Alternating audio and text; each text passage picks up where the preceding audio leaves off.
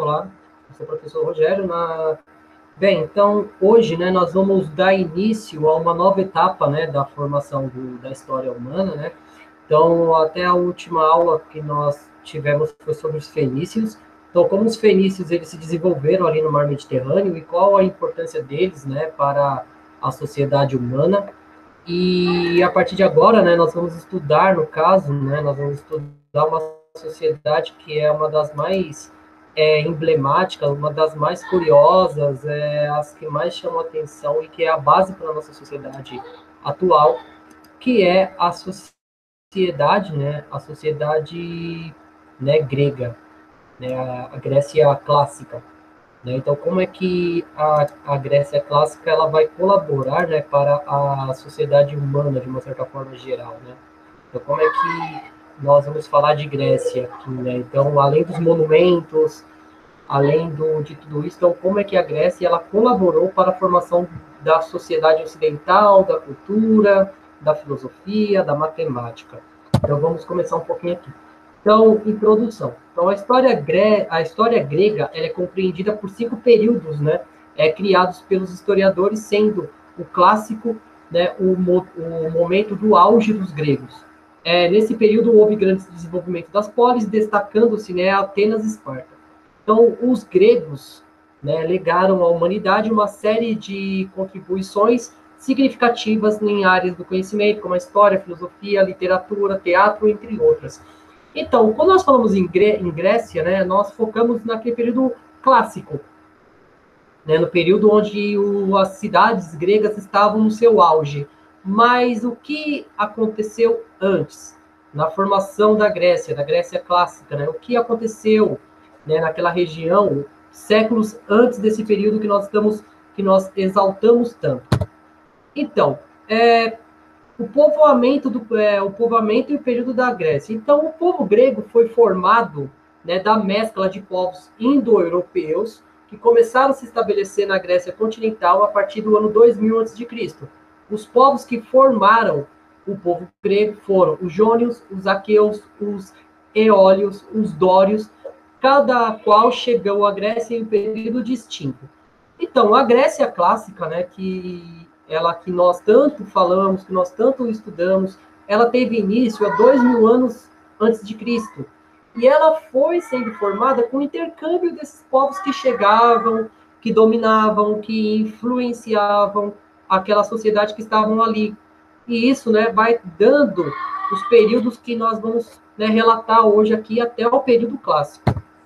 Então, aqui nós temos a região que nós chamamos, né, da península, assim, aqui da península do Peloponeso. Então, aqui é o mar Egeu, o mar Jônico, né, e todas as ilhas ao redor, né, e aqui nós temos o nome das polis que vão se formar no período clássico. Mas nós temos que pensar da seguinte forma, então, essa região, ela foi sofrendo, né, influência de povos que vinham da Ásia, né? Nós estamos falando da parte oriental da Europa, né? Na parte do oeste, do leste, né, da Europa. Então é importante a gente frisar isso. Então essa região ela vai formar uma grande quantidade de polis, né, de cidades-estados, e essas cidades-estados vão ter sua própria forma de governo, sua própria forma de viver com o mundo e tudo mais ali naquela localidade. Então, o período pré-homérico. Então, o nome já diz tudo. É o período que vem antes do Homero, né? O Homero foi um dos primeiros historiadores, né, que começou a estudar a história do período ali, né, daquela região. E o Homero, né, ele vai ser uma das pessoas que vão criar a metodologia do estudo da história. Então, quando a gente fala do período pré-homérico, ele veio do século XX até o século XII a.C. Então, a Grécia Antiga se formou com a miscigenação entre esses povos indo-europeus ou arianos, então os aqueus, os jônios, os eólios e os dórios. Eles migraram para a região situada no sul da Península Balcânica, né, entre os mares Jônicos, Mediterrâneo e Egeu. Né? Então, é essa mescla, essa sopa de letrinhas, todo mundo ali se misturando, se interagindo. Né? Então, acredita-se que por volta do ano 2000 a.C. chegaram os aqueus, né, que viviam né, num regime de comunidade primitiva, né, depois de estabelecerem contato com os cretenses, né, de quem adotaram, né, a escrita, se desenvolveram e construíram palácios e cidades fortificadas. Então, quando nós falamos no caso aí dos cretenses, né? Então, voltando aqui, no caso aqui, né? Essa ilha em vermelho aqui no sul, que é a ilha de Creta, né? Existe várias lendas, né? Relatando a ilha de Creta, né? A questão da, assim, da necessidade ali, né? A ilha de Creta, ela tinha um palácio muito grande, né? E a lenda do Minotauro, né? Então, a lenda do Minotauro, segundo a mitologia grega, né? Era um homem, metade touro, e ele era preso em um labirinto. Né? Então, os gregos, né, em vários gregos, eles eram levados até esse labirinto e muitos deles não voltavam, eles eram mortos. Então, nesse sentido aí, né, quando a gente fala em Grécia, né, principalmente os gregos, eles só vão conseguir o seu evoluir a partir quando eles derrotam o Minotauro, que é derrotar a ilha de Creta.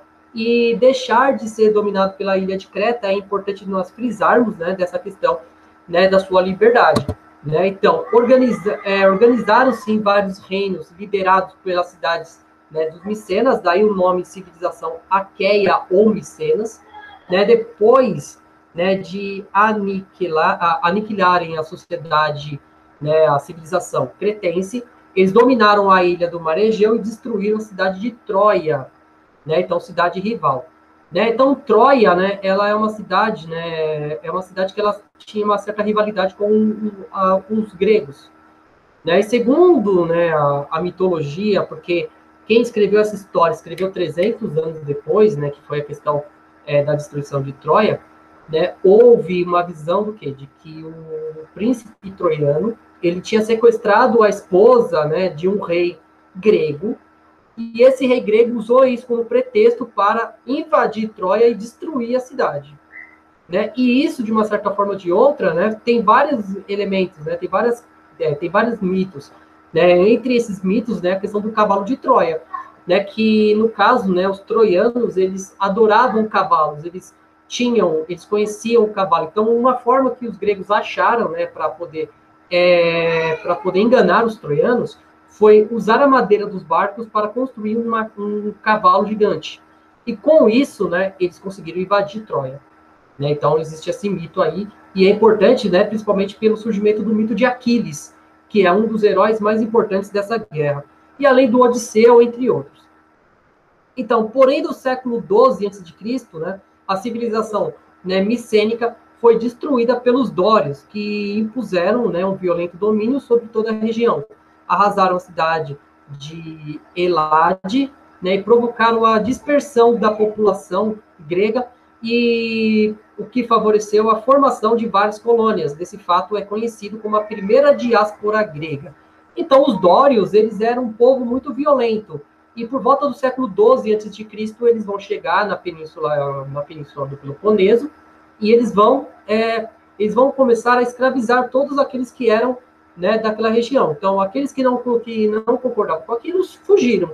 Né? Tanto é que existem alguns relatos, né, que aí que se formam ali na região da Península Itálica os primeiros povoados de Roma. Né? Então, é importante a gente pensar dos dórios como um povo extremamente violento que chega, né, e começa a ter, né, essa relação de expulsar aqueles que não tinham como combatê-lo, fugiram, né, para outras regiões. Então aqui nós temos, né, no caso aí é uma escultura do Minotauro, né, que foi resgatada ali da região da Turquia, né, então reforçando o mito, né, do Minotauro. E o período homérico, né? Então, o período homérico também ele é um período chamado de Idade das Trevas. Né? Por que Idade das Trevas? Porque não tem muita coisa escrita, né? As únicas coisas que nós temos, né, sobre esse período são os poemas de Homero. Né? Então, o Homero ele vai retratar as lendas, entre outras coisas, né, ali para os gregos. Então, tudo começa com a invasão dos dórios. Né? Então, os dórios vão invadir a península do Peloponeso, né? E o retrocesso das relações sociais e comerciais. Então, os gregos que estavam, né, no auge ali com o comércio marítimo, entre outras coisas, eles vão retroceder.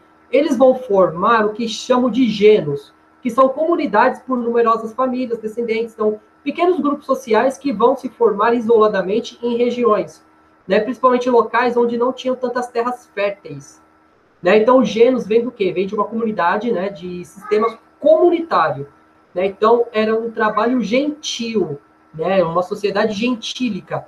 Então, a base dessa sociedade era o trabalho e igualdade de consumo para todos. Então, muitos começaram a deixar os gênos e procurarem melhores condições de vida e sobrevivência, iniciando o movimento de colonização, né, de boa parte do Mediterrâneo. Então, como a vida nos gênos era muito difícil, porque não tinha comida para todo mundo, não tinha recursos para todo mundo, então eles começam a expandir o seu território e começaram a fundar outras cidades à margem do mar Mediterrâneo. Né? Então, esse movimento é marcado, né, pela desintegração do sistema gentílico e é chamada da segunda diáspora. Então, esse sistema gentílico, ele vai chegar ao fim por conta porque essas pequenas sociedades vão crescendo e vão começar a ter conflitos. Então, esse momento aí é um momento de expansão da cultura grega. Então, os gregos vão expandir e eles vão criar essa segunda diáspora. Então, aqui, né, a questão do cavalo de Troia, né, que foi os poemas retratados, né, pelo Homero, né, que é importante da gente frisar. Bem, o período arcaico. Então, o período arcaico, ele tem início com a decadência do período gentílico. Nesse momento, os aristocratas resolvem unir e criar, né, as fratrias, né, as irmandades formando por indivíduos de vários gêneros. Então, nesse sentido aí, vão começar a surgir as primeiras organizações, né, mais voltadas às aristocracias, aos proprietários de terras. Então, esses aristocratas, eles vão começar a criar uma visão do quê? De participação, né, de participação das aristocracias ou das oligarquias, né, que são grupos, né, que é o governo pelas minorias. Então, esses se uniram e formaram tribos que construíram, né, em terras elevadas cidades fortificadas, né, denominadas de acrópolis. Estavam nascendo as cidades ou polis, que são cidades-estados. Então, antes desse período arcaico, eles muravam os palácios. Né? Então, o que eles perceberam? Vamos murar a cidade. Então, eles vão murar a cidade, e dentro dessa cidade, né, vai ter o que nós chamamos de acrópolis, né? Então, vamos ter o teatro, o templo, as ágoras, que eram locais onde eles discutiam a política local. Né? Então, essas regiões vão começar a ganhar importância dentro desse contexto. E isso, né, vai chegar ao que nós chamamos de polis, né, que vai dar origem à palavra política.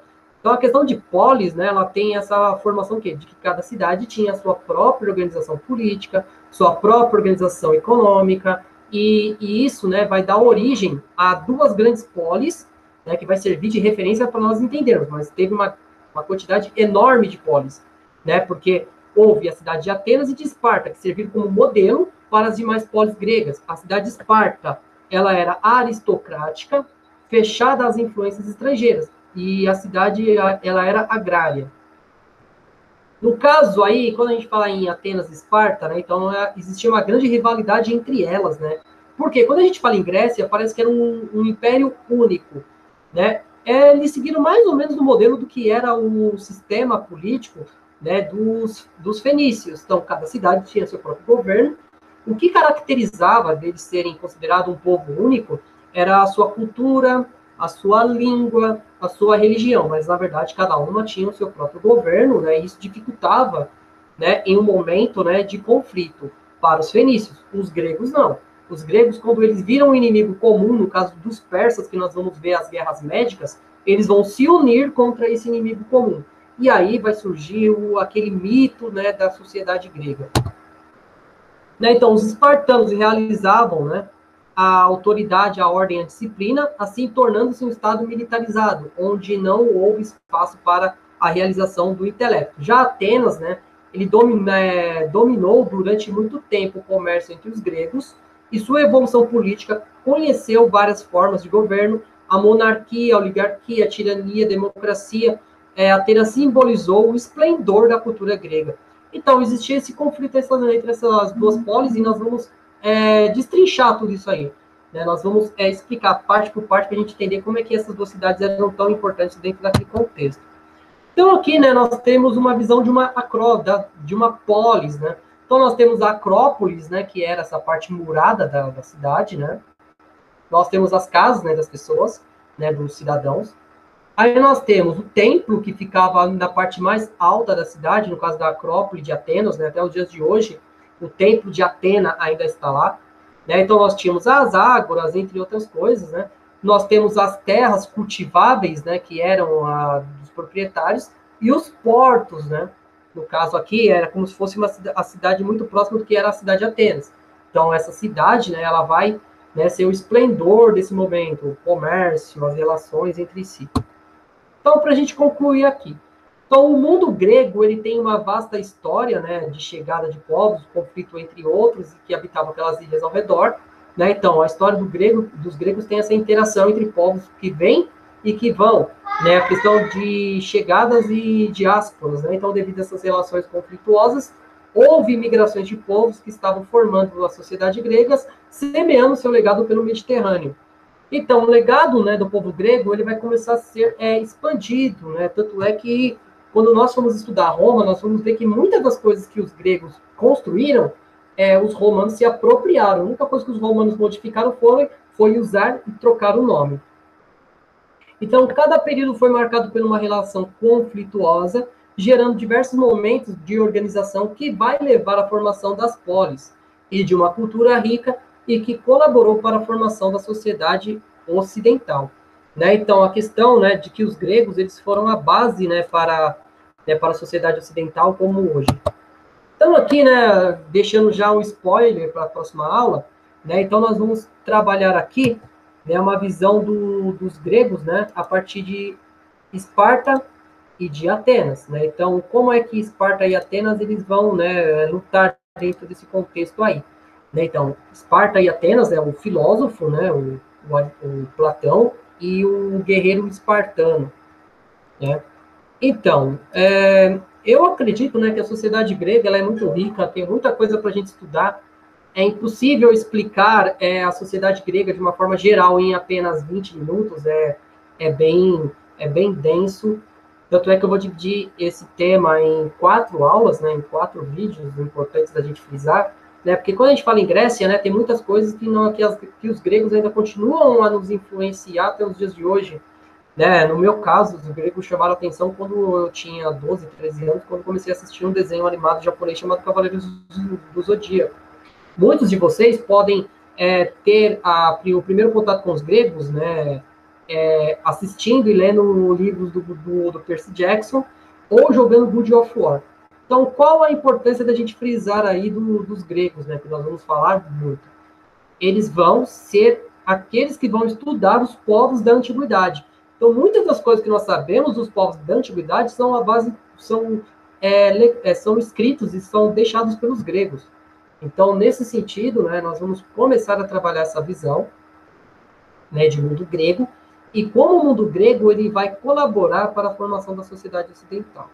Né? Então, na próxima aula, a gente vai falar de Esparta e de Atenas, né, que são essas duas polis, e como essas duas polis, né, vão ser tão diferentes entre si, né, mesmo sendo considerado um povo único.